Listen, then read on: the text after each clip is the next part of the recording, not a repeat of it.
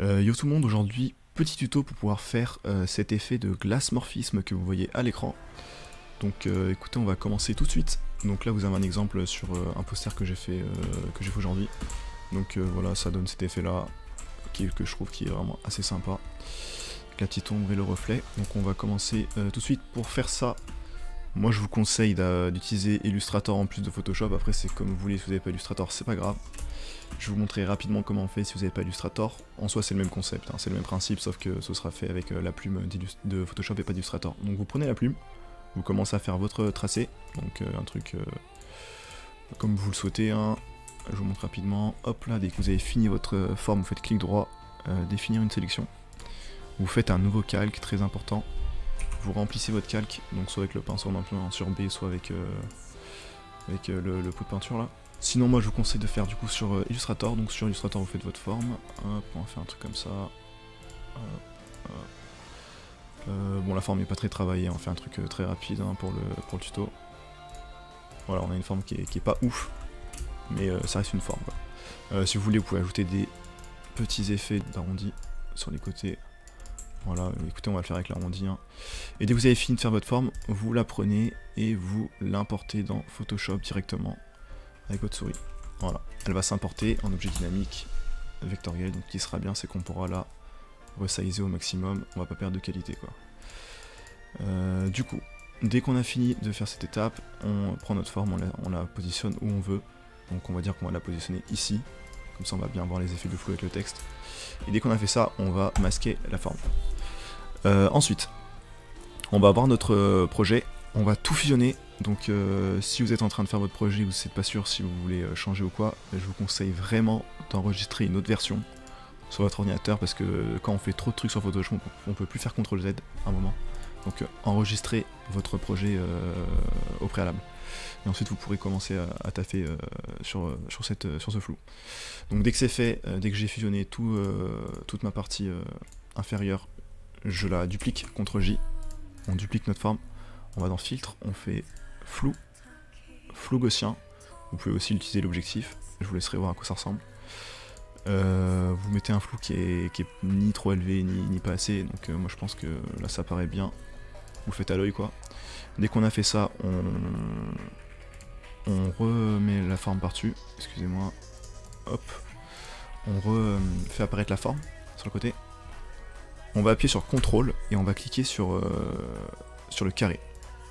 Et dès qu'on fait ça, ça va en fait nous sélectionner la forme. Ensuite on va resélectionner avec notre souris le calque qu'on vient de flouter. Et on va appuyer sur CTRL J. Voilà. Dès qu'on a fait ça, on peut remasquer la forme et on peut remasquer le calque qu'on a flouté. Et du coup, ce qu'on va voir à l'écran, c'est seulement le calque qu'on a dupliqué de l'ancien calque. Du coup, on n'aura que cette forme, la forme personnalisée quoi.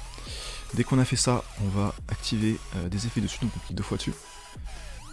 Ensuite, ce qu'on va faire, c'est qu'on va mettre une incrustation de couleurs. Donc là, vous pouvez faire ce que vous voulez.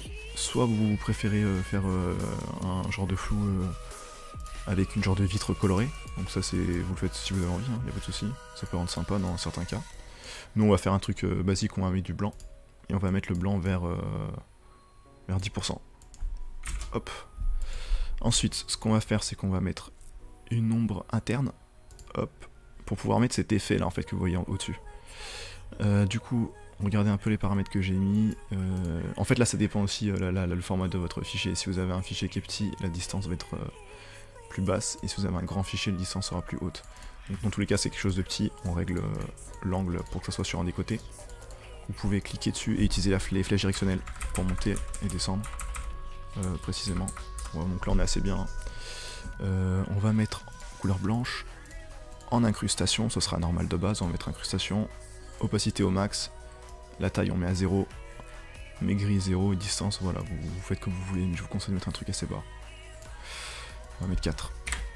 Ensuite, ce qu'on va faire, c'est qu'on va mettre une lueur interne, hop, donc en normal, en blanc. Vous pouvez la mettre en incrustation en blanc si vous avez une couleur avant en incrustation de couleur. La taille vous augmentez un peu comme vous voulez, voilà, c'est juste pour avoir un espèce d'effet blanchi sur le côté. En normal, très faible, hein, pas faire un truc comme ça, c'est trop. Ah, vous mettez quoi? Vous mettez 10, 10, 15, voilà, ça suffit. Même un peu moins. Hop là, je pense que 10 ça suffira. Et dès que vous avez fait ça, on va rajouter un dernier truc, ce sera l'ombre portée. Donc l'ombre portée toujours en normal, on va la mettre en noir. La distance, non, on va mettre une grande distance. Je vous conseille vraiment de mettre une grande distance, ça va permettre d'avoir un effet beaucoup plus réaliste. Et en taille, vous allez mettre une taille qui est... ouais, un truc comme ça. Voilà, donc là on voit pas très bien parce que le calque en dessous est déjà assez foncé. Mais voilà, ça donnerait un truc comme ça. Hop, voilà, donc là vous avez votre effet de flou.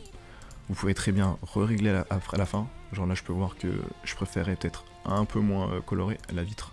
Donc je peux très bien baisser ou plus si vous préférez que ça soit plus élevé. Et du coup vous pouvez voir qu'à la fin on peut très bien modifier l'incrustation de la couleur en mettant je sais pas du rouge. Et ça peut donner un effet assez sympa en vrai. Tout dépend de votre projet, hein. Vous pouvez mettre en bleu. En vrai ça je trouve ça intéressant de changer la couleur de la vitre. Ça peut vraiment donner des rendus assez cool. Et vu qu'on a mis l'ombre en incrustation, ça s'adapte parfaitement à la couleur du coup. Donc c'est ça qui est vraiment cool. Donc voilà, j'espère que ce petit tuto vous a plu. Si vous avez aimé, n'hésitez pas à aller checker mon site de vêtements, hampton.fr, donc marque de streetwear français. Voilà, pas mal de collections, enfin il n'y en a que 3, il y en a bientôt une qui sort sur l'espace.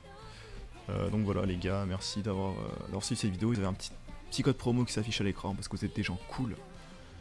Et voilà, à la prochaine.